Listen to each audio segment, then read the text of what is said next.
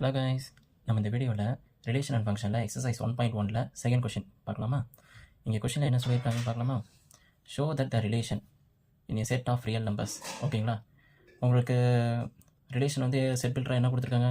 Set of all elements a comma b such that என்ன condition? A is less or equal to b square அப்படின்னு அந்த கண்டிஷனை satisfy பண்ணி அந்த கண்டிஷனை சாட்டிஸ்ஃபை பண்ணுற எலமெண்ட்ஸை தான் இங்கே கலெக்ட் பண்ணுறாங்க. சரிங்களா? ஸோ இவன் வந்து neither reflexive not symmetric not transitive. அதாவது சிமெட்ரிக்காகவும் இருக்கக்கூடாது, ரிஃப்ளெக்சிவாகவும் இருக்கக்கூடாது, ட்ரான்சிட்டிவாகவும் இருக்கக்கூடாது. அதை நம்ம ப்ரூஃப் பண்ண சொல்லியிருக்காங்க. சரிங்களா?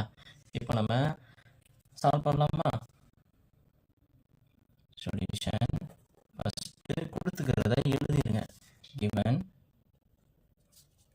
R is equal to a comma b such that a is less than or equal to b square and a and b belongs to real number. இது என்னப்பா கொடுத்துருக்காங்க? சரி, முதல்ல ரிஃப்ளெக்சிவ்னா என்ன?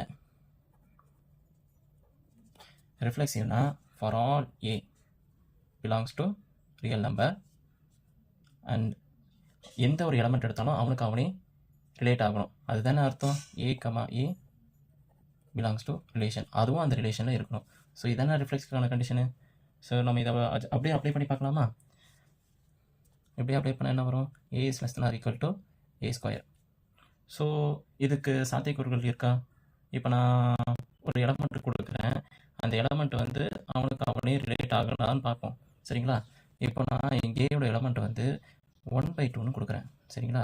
நான் எந்த எலமெண்ட் கொடுத்தாலும் அவனுக்கு அவனே ரிலேட் ஆகணும், அதுதானே அர்த்தம். So 1/2 less than or equal to 1/2 whole square. இவனை விட பெருசா கிடையாது. ஏன்னா 1/2 வந்து 0.5, இது 1/4 வந்து என்ன வரும்? 0.25. இப்போ 0.5 விட இவன் பெரியவனா கிடையாது தானே. ஸோ இவன் நாட் ரிலேட்டட். சரிங்களா? So it is not reflexive. Next என்ன பார்க்கணும்? சிமெட்ரிக் பார்க்கலாமா?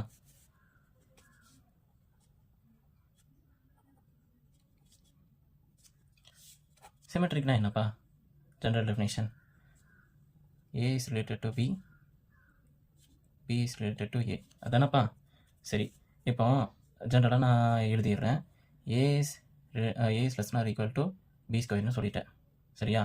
தென் அதுக்கப்புறமா b is less than or equal to a square. So இது நடக்கிறதுக்கு வாய்ப்பு இருக்கிறதா? சரி, இதை ஒரு எக்ஸாம்பிள் எடுத்துக்கோங்க ஃபார் அவர் கன்வீனியன்ஸ். இப்போ நான் ஏ வந்து 1,2 எடுத்துக்கிறேன், ஏ வந்து 1, பி வந்து 2 எடுத்துக்கிறேன். சரிங்களா?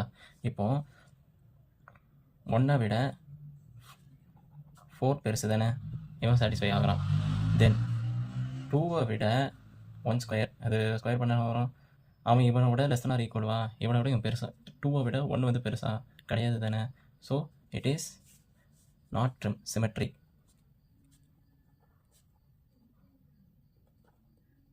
அடுத்தது என்ன செக் பண்ணணும்? ட்ரான்சிட்டிவாக செக் பண்ணணும். வாங்க பார்க்கலாமா? ட்ரான்சிட்டிவ்கான கண்டிஷன் என்னப்பா? A is related to b and b is related to c. It implies a is related to c. அதாவது இவனும் ரிலேட் பண்ணால் இவன் வரணும், அதானே அர்த்தம். சரி, ரிலேட் பண்ணி பார்க்கலாமா? இப்போது ஏ இஸ் ரிலேட்டட் டு பினா அப்போது a is less than or equal to B square. சரியா? Then b is less than or equal to c square. So இவனை ரெண்டுத்தையும் கம்பைன் பண்ணால் இவன் வரணும். சரி தானே? இப்போது இவனை ரெண்டுத்தையும் ரிலேட் பண்ணால் இவன் வரணும், அப்படி தானே. ஸோ அதனால் ஒரு சின்னதாக இது ஃபஸ்ட் ஈக்குவேஷன் எடுத்துக்கிறேன், செகண்ட் ஈக்குவேஷன் எடுத்துக்கிறேன். இது ஒரு இன்டர்வலாக எழுத ட்ரை பண்ணுறேன்.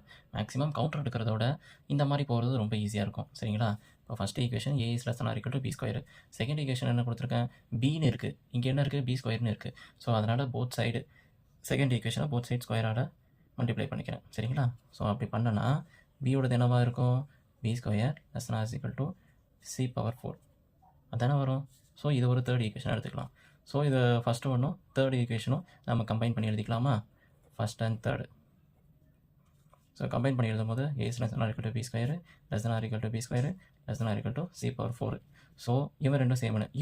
அதாவது இதோட அர்த்தம் என்ன? இவனும் ரிலேட் ஆகிருக்கணும். அப்படி ரிலேட் ஆனால் தான் இவனும் ஏ இஸ் ரிலேட்டட் டு சின்னு நம்ம இங்கே சொல்ல முடியும். அதே தானே. ரிலேட் ஆகிருக்கான். ஸோ அதை அப்படி சொல்கிறோம், a is less nor equal to c power 4 அப்படின்னு சொல்கிறோம். சரிங்களா? இப்போது நம்ம கண்டிஷனில் என்ன கொடுத்துருக்காங்க, a is less nor equal to b square. இங்கே நமக்கு சி ஸ்கொயர்னு வந்திருக்கணும். பட் ஆனால் கண்டிஷனே வயலேட் பண்ணி அதோட டபுள் மடங்காக வந்திருக்கு. ஸோ இட் இஸ் ரிலேஷனா? இதுபடி இந்த கண்டிஷனை சாட்டிஸ்ஃபை பண்ணுதா? பண்ணலை. ஸோ அதனால் it is not transitive. It is not transitive. So அவங்க சொன்ன மாதிரி நான் மூணுத்தையும் ப்ரூவ் பண்ணிட்டோம். So hence proved. நம்ம தேர்ட் கொஷின் போகிறதுக்கு முன்னாடி நான் ஒரு ஹோம்ஒர்க் மாதிரி கொடுக்குறேன் உங்களுக்கு. இது நீங்கள் போட்டுட்டு செக் பண்ணிவிட்டு எனக்கு சிமெட்ரிக் வருமா, ரிஃப்ளெக்சிவ் வருமா, ட்ரான்சிட்டிவ் வருமா அப்படின்னு சொல்லுங்கள். சரிங்களா? இப்போ நான் உங்களுக்கு ரிலேஷன் என்ன கொடுக்குறேன்னா, set of all element a comma b such that a is less than or equal to b cube. a and b belongs to real number. இது ஃபர்ஸ்ட் ஒன்று. செகண்ட் ஒன்று நான் என்ன கொடுக்குறேன்னா, set of all element a comma b a is less than or equal to b power n. a and b belongs to real number. மூணாவது, set of all element a comma b such that a is less than or equal to b power n. a and b belongs to natural number. So இது எல்லாமே reflexive, symmetric, transitive. என்னோட கன்வீனியன்ஸ்க்காக நான் இந்த மாதிரி எழுதிக்கிறேன். சரிங்களா? இது எல்லாமே சாட்டிஸ்ஃபை ஆகிறானா இல்லையா இதை நீங்கள் கமெண்ட்டில் சொல்லுங்கள். சரிங்களா? இப்போ நம்ம மூணாவது கொஷினுக்கு போகலாமா? மூணாவது கொஷினில் என்ன சொல்லியிருக்கானுங்க, check the relation is defined in a set. ஒரு செட்டை கொடுத்துருக்கான்ப்பா, ஒரு 6 எலமெண்ட் இருக்கிற மாதிரி இருக்குது. அந்த 6 எலமெண்ட் என்ன கண்டிஷன் கொடுத்துருக்கான் ரிலேஷனான்ட்டு, R is equal to set of all element a comma b such that a is equal to sorry guys, R is equal to set of all element a comma b such that b is equal to a plus 1. இது வந்து ரிஃப்ளெக்சிவா, சிமெட்ரியா, ட்ரான்சிட்டிவா, இதுதான் நம்ம check பண்ண சொல்லியிருக்காங்க. சரிங்களா? வாங்க check பண்ணலாமா? Solution ஒரு given எழுதிப்போம். given r is equal to a comma b is equal to a plus 1. So உங்களோட ரிலேஷன் எப்படி இருந்திருக்கும், இங்கே செட்டு ஏன்னு நம்ம டிஃபைன் பண்ணிக்கலாம், ஏலேருந்து ஏக்கு போகிற மாதிரி. சரிங்களா? இப்போ நம்ம ரிஃப்ளெக்சிவா, சிமெட்ரியா, ட்ரான்சிட்டிவா பார்க்கலாமா?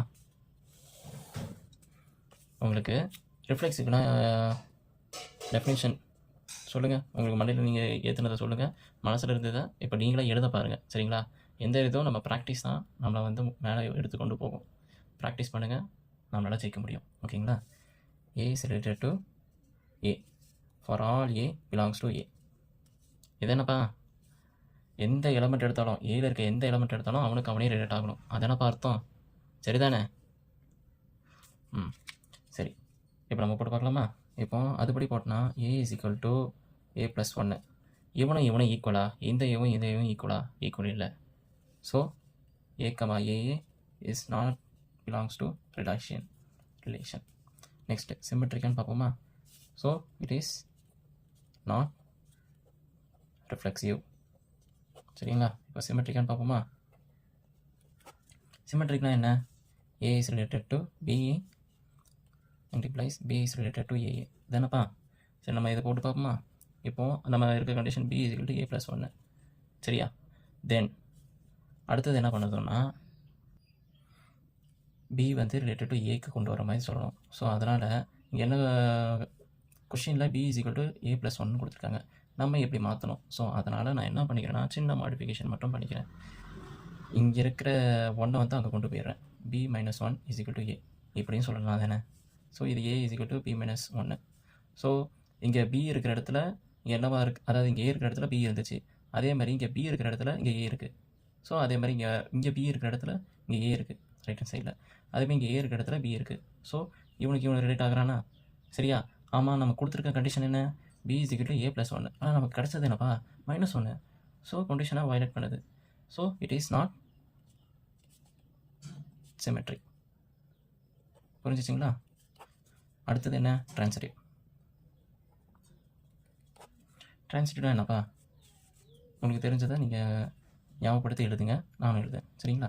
ஏ is related to b and b is related to c. It implies a is related to c எப்படின்னு நம்ம சொல்லணும். சரிதானே? ஸோ இதை நம்ம ஸ்ட்ரெயிட்டாகவே போட்டு போயிடலாம்.